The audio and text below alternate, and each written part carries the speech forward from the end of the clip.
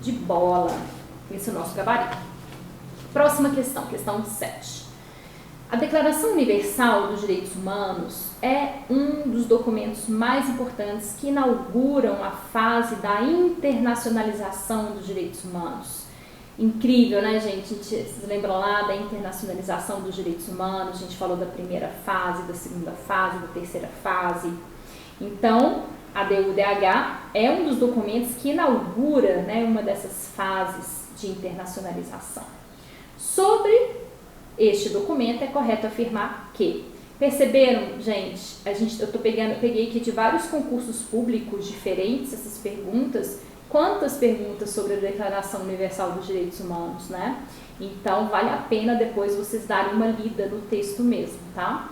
Letra A. A sua aprovação em 10 de dezembro de 48 pela Comissão de Direitos Humanos da Organização das Nações Unidas trata-se de uma resposta aos horrores ocorridos na Segunda Guerra Mundial. Tá correto, gente? Olha só, a declaração ela foi aprovada pela Comissão de Direitos Humanos? Ou ela foi elaborada pela Comissão de Direitos Humanos e aprovada pela Assembleia Geral da ONU, né? Então a gente tem um erro aí porque não foi aprovada, foi elaborada, tá? Letra B. Seu conteúdo versa igualmente sobre direitos civis e políticos e ainda sobre direitos econômicos, sociais e culturais. E aí? Vamos adiante. Letra C. Sua aprovação foi feita por todos os Estados-membros da Organização das Nações Unidas, possibilitando a instalação de um órgão internacional responsável por monitorar seu cumprimento. Não, né, gente? A DUDH, ela instalou um órgão internacional para monitorar o seu cumprimento? A gente já viu que não. Isso aconteceu numa outra circunstância, né? Que a gente vai comentar na nossa aula de hoje ainda, que vai ser o próximo vídeo.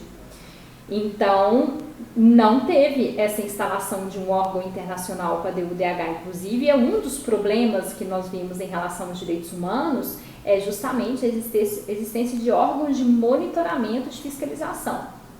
D. Seu conteúdo influenciou outras normas, como a Declaração Americana de Direitos e Deveres do Homem. Tá mais para ser o contrário, por uma questão aí de ano, né, de tempo mesmo. É mais fácil que a Declaração Americana ela tenha influenciado a DUDH, tá? Então, a que está correta é a letra B. E ótima essa pergunta, justamente para a gente já abrir para o conteúdo que vai ser a nossa aula de hoje, que eu vou gravar daqui a pouco, depois desse vídeo, porque lembram que a gente comentou daqueles 2 pactos de direitos civis e políticos e de direitos econômicos, sociais e culturais. Eles não foram feitos para detalhar o conteúdo que já existia na DUDH? Então, sim, a DUDH, ela versa igualmente sobre direitos civis e políticos e direitos econômicos, sociais e culturais. Beleza? Esse é o gabarito, letra B de bola. Próxima pergunta. De acordo com a historiadora americana Lynn Hunt, os direitos permanecem sujeitos à discussão porque a nossa percepção de quem tem direitos e do que são esses direitos muda constantemente. A revolução dos direitos humanos é, por definição, contínua. Essa afirmação está na obra A Invenção dos Direitos Humanos. Uma História, São Paulo, Companhia das Letras, 2009, página 270. Em relação à evolução histórica do regime internacional, que vocês são craques, porque nós falamos muito sobre isso, de regime internacional de proteção dos direitos humanos, considere as assertivas abaixo. Vamos lá. A Magna Carta, 1215, contribuiu para a afirmação de que todo poder político deve ser legalmente limitado. E aí? Nós falamos sobre a Carta Magna, né, gente? Nós falamos que, sim, os barões feudais, eles queriam que o poder político do monarca, ele fosse limitado. Então, tá certo. Porque o nosso objetivo aqui com essa questão, o que é? É dizer quais dessas assertivas estão corretas, certo? Então, essa primeira aí tá certa. O Habeas Corpus Act de 1679, que nós vimos, criou regras processuais para o habeas corpus e robusteceu a já conhecida garantia. E aí, gente? Sim, né? Robusteceu a garantia do habeas corpus. Lembra que a gente comentou que era um instrumento que já existia, ok? 3. Na Declaração de Independência dos Estados Unidos, de 1776, percebe-se que a dignidade da pessoa humana exige a existência de condições políticas para sua efetivação. Bom, aqui talvez vocês tenham tido mais dificuldade, porque a gente não viu em específico a Declaração de Independência dos Estados Unidos, tá? Mas eu deixei a página separada para quem tiver o livro do Comparato, ele vai falar dessa declaração na página 89, tá? Então, quem tiver em casa pode olhar a página 89. Gente, a Declaração de Independência dos Estados Unidos, na verdade, como até um colega chegou a comentar em sala, antes mesmo da Revolução Francesa, né, do que veio ali de documento político com a Revolução Francesa, a Declaração de Independência dos Estados Unidos foi o primeiro documento político que realmente afirmou que todos são iguais perante a lei, sem discriminação de raça, de sexo, de cor, etc.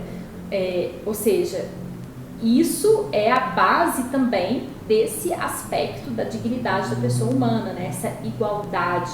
E nós vamos falar disso de maneira mais aprofundada no próximo vídeo também. Então, na verdade, essa terceira aqui, ela está correta, tá? Ponto 4. O processo de universalização, sistematização e internacionalização da proteção dos direitos humanos intensificou-se após o término da Segunda Guerra Mundial. Sim, nós vimos lá que uma dessas etapas de internacionalização foi lá com o direito humanitário, muitos séculos antes, não foi? E a partir da Segunda Guerra se intensificou, porque a gente teve um número maior de organizações internacionais, um grande número de pactos, convenções, tratados, tanto é que a gente começou a estudá-los. Então, está correto que consta de assertiva A. Então, o gabarito é a letra A. Todas estão corretas, ok? Vamos lá, questão 9. No âmbito da teoria geral do direito internacional dos direitos humanos, vamos considerar, então estou procurando aqui a assertiva correta, né? A. Os direitos humanos podem ser reivindicados por qualquer cidadão ao redor do mundo, mesmo que o direito violado não esteja reconhecido em um diploma normativo internacional do qual o Estado a que pertence seja parte? Gente, você consegue reivindicar um direito humano, vamos supor aqui no Brasil, a gente consegue reivindicar um direito humano que o Brasil não o tenha reconhecido em um diploma internacional?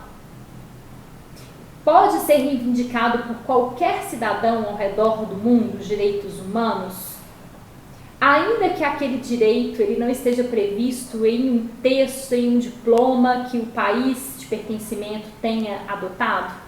Não. Né? A gente tem algumas limitações nesse sentido, né? Você não consegue reivindicar. B. Direitos fundamentais expressão, só um adendo aqui, gente, claro que depende muito da interpretação, muitas vezes, né, da amplitude de um determinado direito, da interpretação que se dá a um determinado direito, né, daqueles direitos implícitos que a gente já comentou também. Então, algum gancho ali você tem que encontrar. B. Direitos fundamentais expressão que traduz conteúdo mais de cunho justnaturalista e não propriamente jurídico positivo. Nós falamos lá na nossa primeira aula um pouquinho dessas classificações, lembram? Direitos fundamentais, direitos coletivos, direitos e liberdades individuais, são todos sinônimos, né? Alguns têm um cunho mais de um tipo, outros de outro. E o termo direitos fundamentais é de cunho justnaturalista? Bom, não é de cunho jurídico positivo? Qual que é o termo que a nossa Constituição usa, gente? Direitos fundamentais não é de cunho justnaturalista, tá? É de cunho mais jurídico positivo, tanto é que a nossa Constituição ela usa o termo direitos fundamentais. Então tá errado. C. Direitos humanos é expressão que revela de forma mais adequada a proteção constitucional dos direitos básicos dos cidadãos. Gente, errado, né? Direitos humanos é uma forma adequada de se falar de proteção constitucional? Não, a gente não comentou que os direitos humanos é uma terminologia utilizada dentro do direito internacional? Então, errado. Direitos do homem é a expressão que representa de forma mais concreta, mais correta, os direitos positivados em tratados e declarações internacionais. Não, aí seria o contrário, né? A gente comentou que direitos do homem é meio que uma forma assim pré-histórica, sabe, da gente falar de direitos fundamentais ou de direitos humanos. Então, não é o termo que se usa em tratados e declarações internacionais, não é o mais correto. E a Constituição Federal de 88 utilizou com precisão técnica as expressões direitos fundamentais e direitos humanos. Essa é a assertiva correta, pessoal. Então, o gabarito que a gente tem aí é a letra E, ok? Até queria aqui, estou com a Constituição, justamente para não ficar essa dúvida. Vejam lá, pessoal, que na Constituição, que a gente já teve oportunidade de ver juntos, no artigo 4º, quando fala de como que a República Federativa do Brasil, que ela se rege nas suas relações internacionais, quais são os princípios que regem o Brasil nas suas relações internacionais. Na Constituição, no inciso 2º, está escrito prevalência dos direitos humanos. E aí, é uma terminologia correta, na opinião de vocês? Está falando de como que o Brasil se relaciona, quando ele se relaciona com outros países, os princípios que regem essas relações. Estaria certo se falasse prevalência dos direitos fundamentais? Como que você vai fazer prevalecer os seus direitos fundamentais internos com outros países? Direitos humanos, né? Aqueles adotados pelas cartas internacionais. Então, está bem correto aqui a forma como é utilizado. E já no nosso querido artigo 5º, capítulo 1º, o título, né, segundo aqui que inaugura o artigo 5º, ele vai dizer dos direitos e garantias fundamentais. Aí sim, está consolidando quais são os direitos que nós reconhecemos dentro do território nacional. Então, é considerado que existe uma precisão técnica, apesar de que talvez vocês se lembrem que a gente comentou no início, nas nossas primeiras aulas, que utilizam-se muitas terminologias diferentes, né? E aqui vale essa nota de que a gente sempre deve conhecer a banca que faz as perguntas do concurso, né? Então, no caso aqui, a assertiva correta, mas ainda que vocês tivessem dúvida quanto a isso, as outras, elas são bem evidentes, né, de quão erradas estão. Então, a assertiva correta é a letra E. Questão 10. Em relação à proteção internacional dos direitos humanos.